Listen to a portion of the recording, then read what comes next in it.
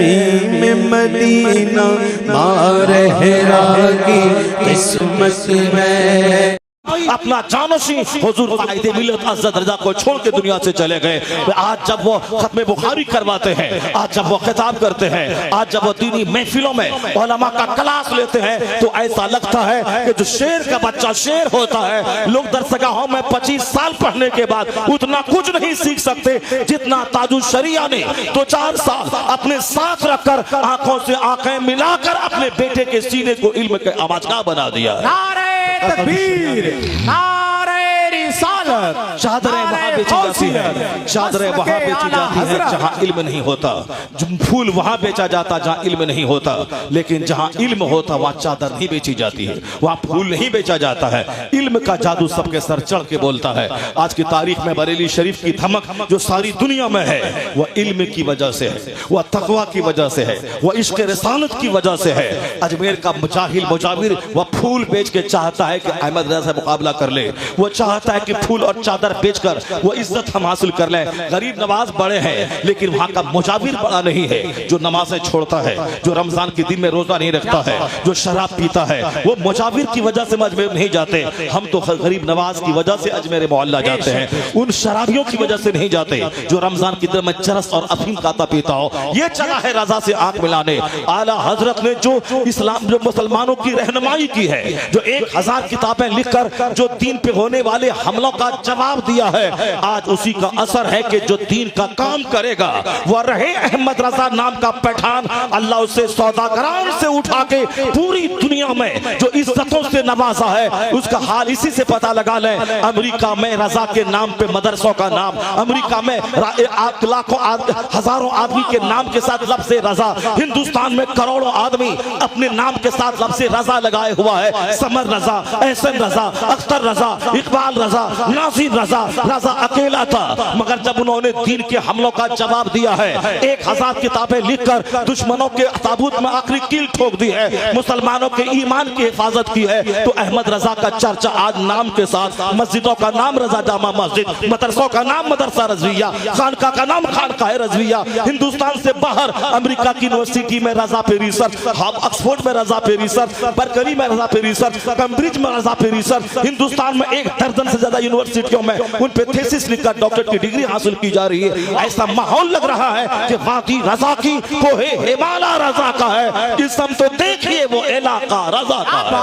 है। जिन लोगों ने दुश्मनी की आला हजरत से, उनका चिराग बुझ गया। जिन लोगों ने दुश्मनी की, उनका चिराग बुझ गया, उनकी इज्जत खत्म हो गई। वो हमारे स्तर पे बैठते थे, वो हमारे पांव की ठोकरों में रहने लगे। बरेली मेरा मरकज है, वहाँ के फतवे की धमक, वहाँ की तहकीक की धमक इस तरह है कि कोई फतवा आलमगीर नहीं होता जब तक के बरेली शरीफ की मोहर नहीं लग जाए। ये धमक है, बरेली शरीफ ने दीन की खिदमत की है, इसलिए अल्लाह ने उसे इज्जतों से नवाजा है। जिन लोगों ने उनसे दुश्मनी की, उनका चिराग गुल हो गया, उनकी खानकाहों की अजमत मिट गई, उनका नामो निशान मिट गया। जो नजराने लेगा, एसी रूम में रहेगा, खाएगा तो ऊंचा करेगा, जिसके मुंह में जबान ना हो, जिसके हाथ में कलम ना हो, वो क्या ताजुल शरिया से मुकाबला कर पाएगा। जिन्होंने दर्स बुखारी दे की खिदमत की, जिन्होंने 100 की करीब किताबें लिखकर दिन की खिदमत की, जिन्होंने अपने दौर की फितनों का करारा जवाब दिया, खिताब के जरिया, मुरीदों के जरिया, तसनीफ के जरिया, जो मसले के हक की हिफाजत की है, उसका मुकाबला ये फूल बेचने वाला क्या कर पाएगा। हर सारे दुश्मन रजा के वह जलकर राख हो गए, नामो निशान मिट गया, लेकिन जो रजा से वाबस्ता हुआ वह नेक नाम हो गया।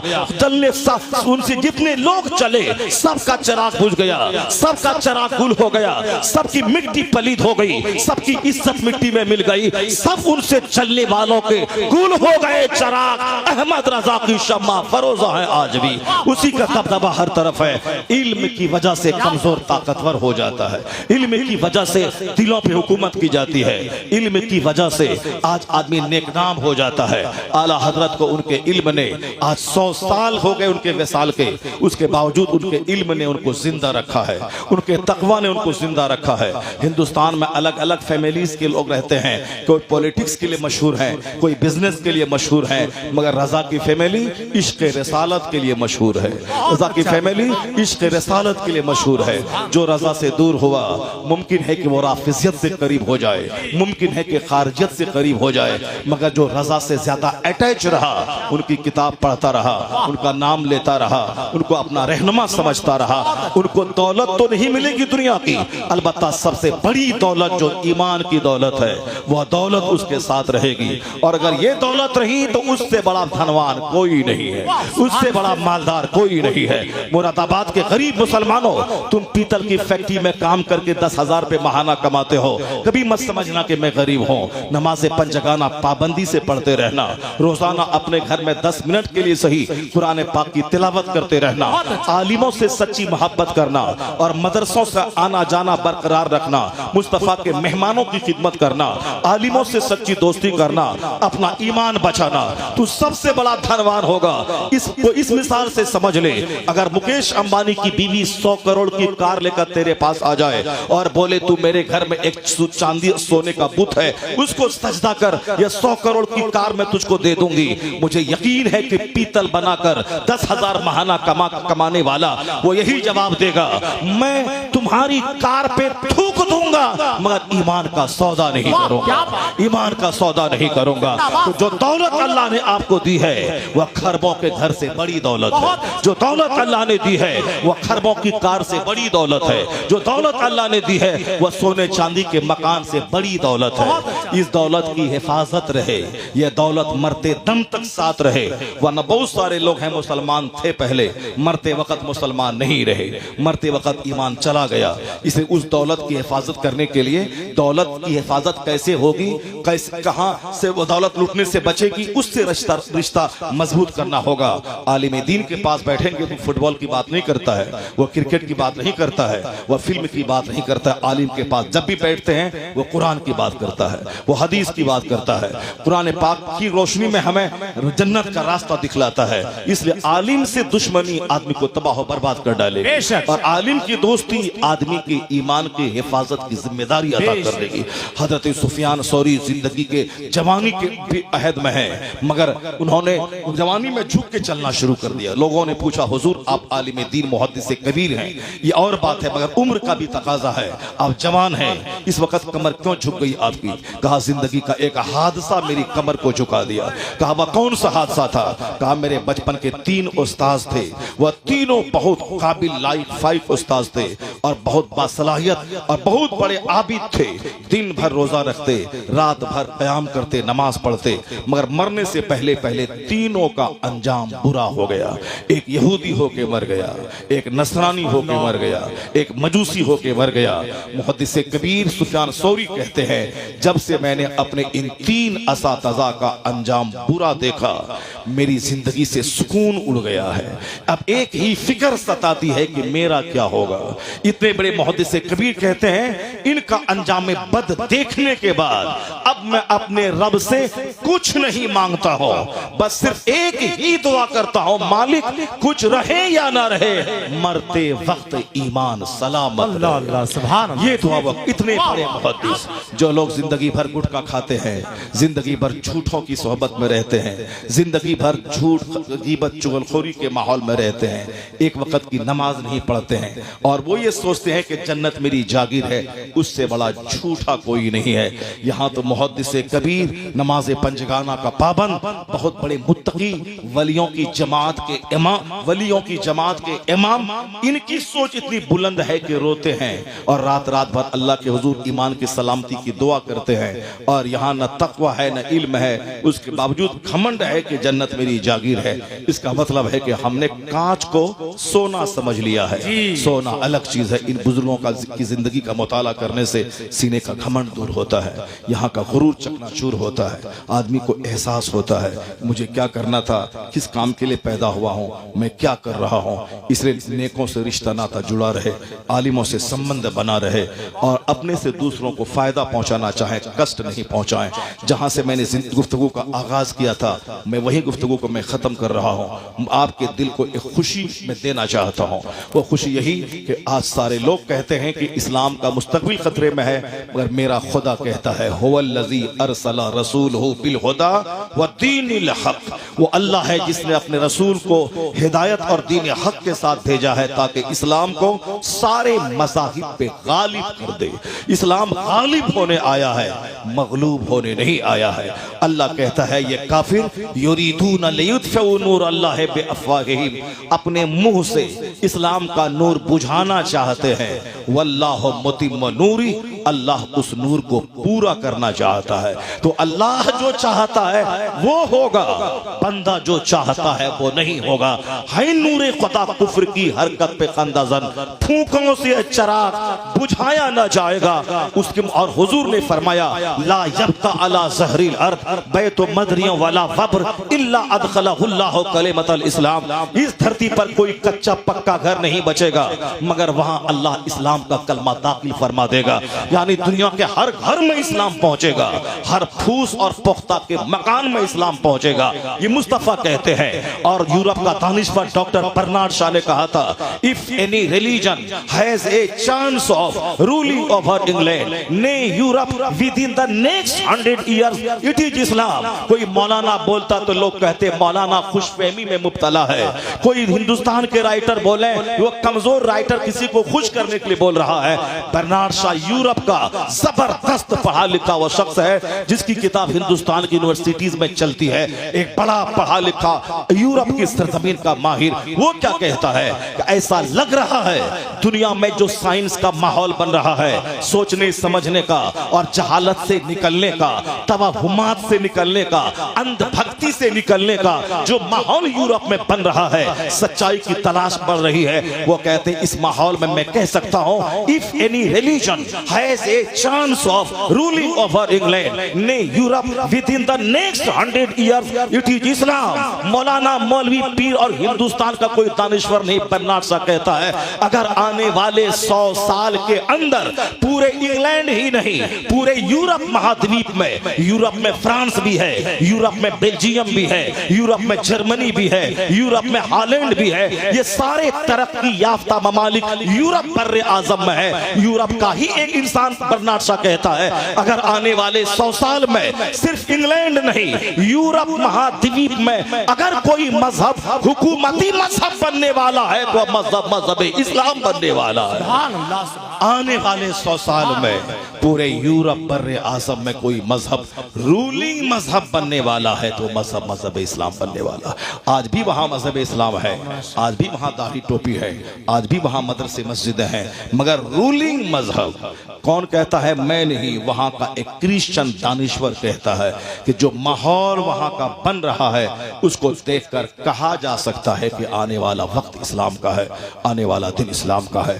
अल्हम्दुलिल्लाह हिंदुस्तान के मुसलमानों को मायूसियत की कोई ज़रूरत नहीं है, सिर्फ अपनी जिम्मेदारी से आप वाबस्ता रहें, हुजूर के सच्चे गुलाम बन के रहें। जो भी खुराफात चोर दरवाजे से मेरी ज़िंदगी में दाखिल हो गए हैं उन सारी चीज़ों को अपने से दूर करें।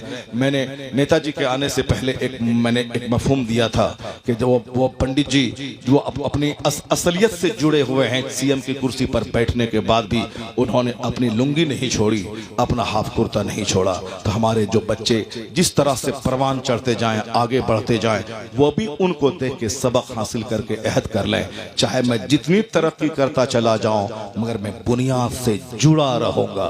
मेरा लिबास इस्लामी, मेरी बात इस्लामी, मेरा माहौल इस्लामी, मेरा इन्वायरमेंट इस्लामी। अगर ऐसा रहा तो मुस्तफ़ा की मदद आपके साथ, गौसे आजम की अता आपके साथ, अल्लाह की रहमतें आपके साथ, आपकी मेहनत रही तो दुनिया की दूसरी कौमें बाद में सबसे आगे मुस्तफ़ा का गुलाम चलता चला जाए। मांगते फिरते हैं अगयार से मिट्टी के चराग, अपने खुर्शीद पे फैला दिए साए हमने अपने मजहब, अपने मदरसे, अपनी किताबों पे हमने साया डाल दिया, पर्दा डाल दिया। इस दूसरों के नॉवेल पढ़ते हैं, दूसरों की हिस्ट्री पढ़ते हैं, दूसरों का ड्रामा पढ़ते हैं, दूसरों की मिसाल देते हैं, दूसरों की गुफ्तगू सुनते हैं, अपने लोगों की गुफ्तगू नहीं सुनते। रविशंकर को सुनने की कोई ज़रूरत नहीं है, अपने दीनी रहनुमा को सुने। मुरारी बापू को सुनने की कोई ज़रूरत नहीं है, अपने मजहबी रहनुमा को सुने। आपके मजहबी रहनुमा को भी चाहिए वो इस 1-2 घंटे का इस्तेमाल ऑल फॉल किस्सा कहानी और साहब और नाटोंगी और ड्रामा ड्रामे कॉमेडी में नहीं बल्कि जो सच्ची बातें हैं उसमें गुजारे, लोगों को एक मजाज दे, लोगों को सोचने समझने के लिए अंदर से प्रमोट करे, मोटिवेशन दिलाए, लोगों को तहरीक दिलाए, शौक दिलाए, नफरत नहीं दिलाए, मायूसियत की बातें नहीं करे, लोगों को शौक दिलाए। इस्लाम बशारत में यकीन करता है, नफरत में नहीं। हुजूर ने कहा था बशरू वला तो नफरू, खुशखबरी सुनाइए, नफरत मत दिलाइए। यस्सरू, आसानियां पैदा कीजिए, वला तो असरू, मुश्किल मत पैदा कीजिए, मुश्किलात नहीं आसानियां पैदा कीजिए, नफरत नहीं बशारत सुनाइए। अल्हम्दुलिल्लाह मैंने इस 1.5-2 घंटे की गुफ्तगू में कोशिश किया था कि आप तक मैं आपके दिलों को एक खुशी अता कर दूं, ताकि आपको लगे कि हमारा जो मुस्तकबिल है इस साइंटिफिक विकास के ज़माने में बड़ा खूबसूरत मुस्तकबिल है, बड़ा सुनहरा मुस्तकबिल है। हिंदुस्तान में तो मीडिया वालों के हंगामे में हम थोड़ा मायूस रहते हैं, मगर यहाँ से बाहर आप जाके देखें, कोई दिन ऐसा नहीं गुजरता जिस दिन कोई साइंटिस्ट कलमा पढ़ के मुसलमान न होता। कोई वक्त ऐसा नहीं गुजरता जिस दिन यूरोप का एक दानिश्वर पढ़ा लिखा आदमी कलमा पढ़ के मोमिन न बनता हो। हिंदुस्तान में भी हमारी 2-4 बेटियां जाहिल बाप की जाहिल बेटियां, वो भले ही उधर चली जाएं, अब वो भी सच्ची बात है कि नहीं कि मीडिया का हंगामा है, वो अल्लाह आलम भी सवाब, मगर सच्चाई का दूसरा पहलू यह है कि मेरे मुल्क में भी कोई दिन ऐसा नहीं गुजरता जिस दिन जाहिल नहीं पढ़ा लिखा स्कॉलर कलमा पढ़ के मोमिन बनता चला जा रहा है। क्योंकि उस रिपोर्ट को दिखलाया नहीं जाता, उसको हाईलाइट नहीं किया जाता है। चंद शरीरों ने हिंदुस्तान का खूबसूरत माहौल बिगाड़ना चाहा है, मगर मुझे यकीन है कि मेरा खुदा है, मेरा खुदा हर वक्त मेरा साथ देता है।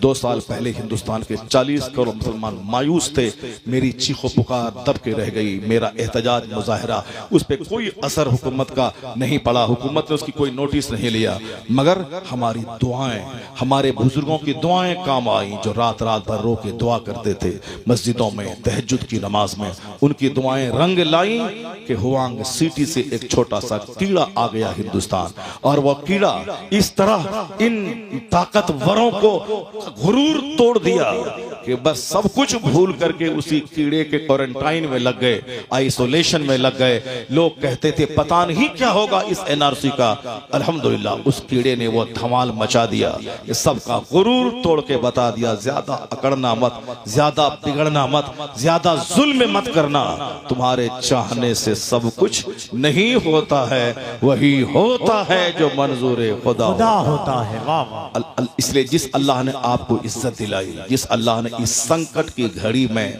आपकी मदद की, वरना सारा मुसलमान परेशान था। कोई साहब Aadhaar card, PAN card, I card, election I card और पासबुक सब को दुरुस्त करने के लोग कचहरी दौड़ रहे थे, मगर अल्हम्दुलिल्लाह अभी थोड़ा सा माहौल अच्छा बना है। तो जो रब हमेशा आपका साथ देता है, तो खुशहाली के ज़माने में अपने वक्त का सही इस्तेमाल कीजिए। जब अभी अमन का ज़माना है, अमन के ज़माने में इबादत ज़्यादा कीजिए, अमन के ज़माने में तिलावत ज़्यादा कीजिए।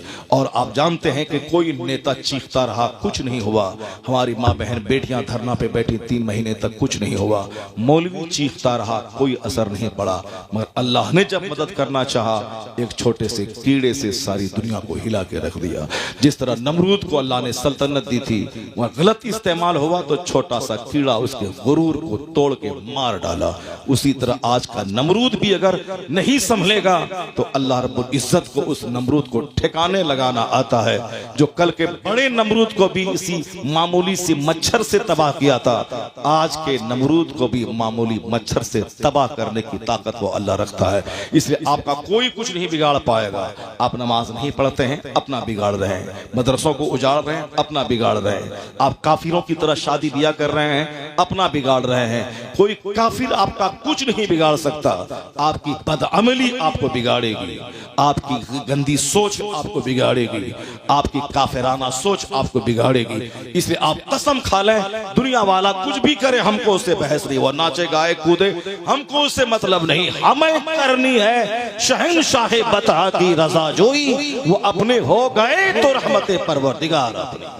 अल्लाह तबारक व तआला हमको और आपको सबों को नेक बनने की तौफीक अता फरमाए। हालांकि मैं तो आज बिल्कुल मूड बना के आया था कि कुरान शरीफ से 5-10 जगहों से बिल्कुल अजूबा बातें जिस तरह